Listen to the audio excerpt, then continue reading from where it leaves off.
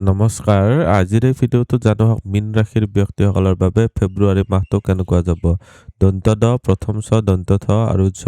এইকেইটা আখৰেৰে যিসকল ব্যক্তিৰ নাম আৰম্ভ হয় তেওঁলোকৰ হৈছে মীন ৰাশি। চ' এই ভিডিঅ'টো চাই যদি ভাল লাগে তেতিয়াহ'লে এইকেইটা আখৰেৰে নাম আৰম্ভ হোৱা ব্যক্তিসকলৰ সৈতে ভিডিঅ'টো শ্বেয়াৰ কৰিবলৈ নাপাহৰিব। প্ৰথমতে জানো হওক আপোনালোকৰ স্বাস্থ্যৰ ক্ষেত্ৰত। ৰাশিতে দেখিবলৈ পাৰিছে শনিৰ স্থিতি। চৰ্বি অলপ মেইনটেইন কৰোঁতে আপোনালোকৰ প্ৰব্লেম হ'ব। দেহত তাৰমানে অলপ বেছি ক্ষীণাই গৈছে এইখিনি সময়ছোৱাত।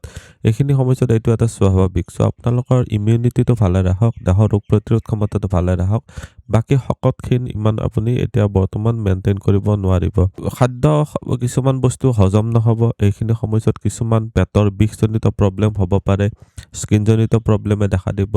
আপোনালোকে সাৱধান হওক। বৰ্তমান সময়ছোৱাত খুব কষ্টকৰ জ্বৰ, পেটৰ অসুখ, চকুৰ অসুখ, আলচাৰ হৈছে পেটত, এইবিলাক ক্ষেত্ৰত অলপ বেছি সাৱধান হ'ব লাগিব।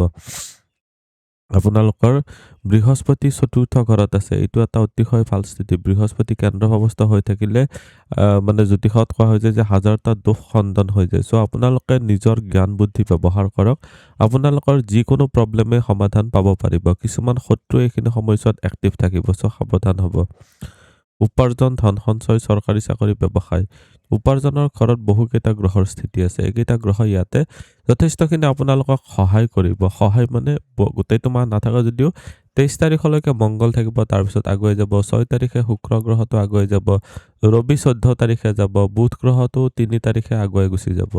চ' এইখিনি সময়ছোৱাত আপোনালোকে নিজৰ উপাৰ্জনত বৃদ্ধি কৰিব লাগিলে এক্সট্ৰা অলপ মেহনত কৰিব লাগিব। এইখিনি সময়ছোৱাত আপোনালোকৰ এক্সট্ৰা মেহনতেহে আপোনালোকক এইখিনি সময়ছোৱাত লাভান্বিত কৰিব।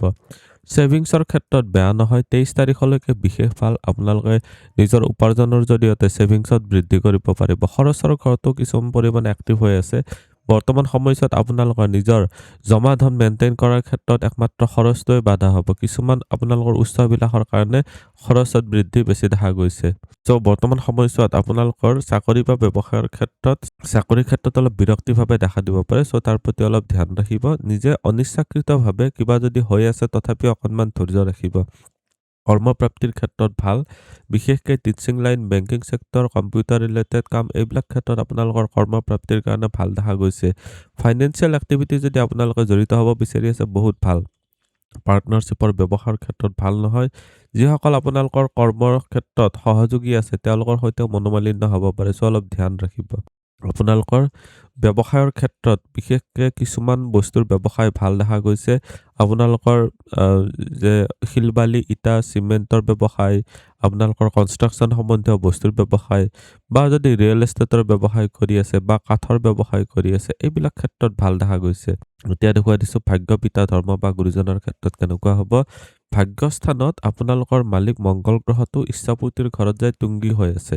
অতিশয় ভাল স্থিতি। বৰ্তমান সময়ছোৱাত ধৰ্ম কৰ্মৰ ক্ষেত্ৰতো ভাল দেখা গৈছে। আপোনালোকৰ ইচ্ছাপূৰ্তিৰ ক্ষেত্ৰতো সহায়ক হ'ব, ভাগ্যই ছাপোৰ্ট দিব।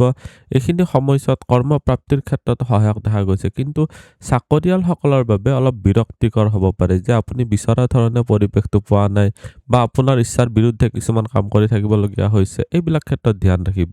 পিতা বা গুৰুজনৰ ফালৰ পৰাও ছাপোৰ্ট লাভ কৰিব পাৰিব। বৰ্তমান সময়ছোৱাত ভাল দেখা গৈছে। প্ৰেম প্ৰসংগ বা বিবাহৰ ক্ষেত্ৰত চালে যিসকল অবিবাহিত আছে তেওঁলোকৰ কাৰণে কম যে সংগ্ৰাগ অলপ মেইনটেইন কৰক। সংগ্ৰাগটো আপোনালোকৰ মানে কণ্ট্ৰলত ৰাখক। এইখিনি সময়ছোৱাত নিজৰ সংগ্ৰাগ বা অধৈৰ্যৰ কাৰণে লাভ ৰিলেশ্যনশ্বিপ বেয়াৰ পিনেও যাব পাৰে। চ' তাৰ প্ৰতি অলপ ধ্যান ৰাখিব পাৰিব লাগিব। আপোনালোকৰ বিবাহিতসকলৰ কাৰণে ক'ম যে কিছুমান থাৰ্ড পাৰ্চনৰ কাৰণে হওক বা নিজৰ মাজত ভুল বুজাবুজিৰ কাৰণে হওক আপোনালোকৰ বিবাহিত জীৱনত অলপ সানখেলি বা আপোনালোকৰ প্ৰব্লেম ক্ৰিয়েট হ'ব পাৰে। চ' তাৰ প্ৰতি অলপ ধ্যান ৰাখিব। সাধন শিক্ষা আৰু উচ্চ শিক্ষাৰ ক্ষেত্ৰত চালে সাধন শিক্ষাৰ ঘৰৰ মালিক হৈছে আপোনালোকৰ বুধ গ্ৰহটো আৰু বৃহস্পতিৰ স্থিতি অতিশয় ভাল।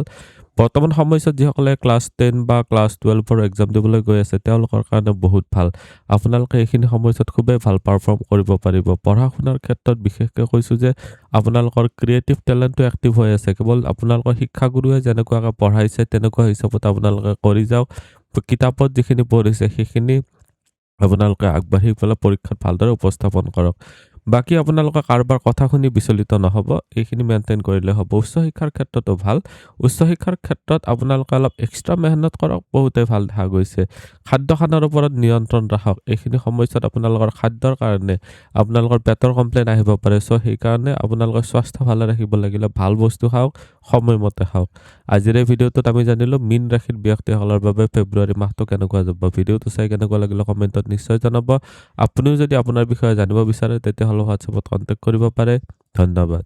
এইটো ভিডিঅ'ত আগবঢ়োৱা জ্ঞানখিনিৰ পৰা যদি আনৰো উপকাৰ হ'ব ভাবে তেনেহ'লে বন্ধুবৰ্গ, আত্মীয় স্বজন আৰু চিনাকি মানুহৰ সৈতে শ্বেয়াৰো কৰিব। আপোনালোকে নেক্সট ভিডিঅ' কিহৰ ওপৰত চাব বিচাৰে কমেণ্টত জনাব। ধন্যবাদ।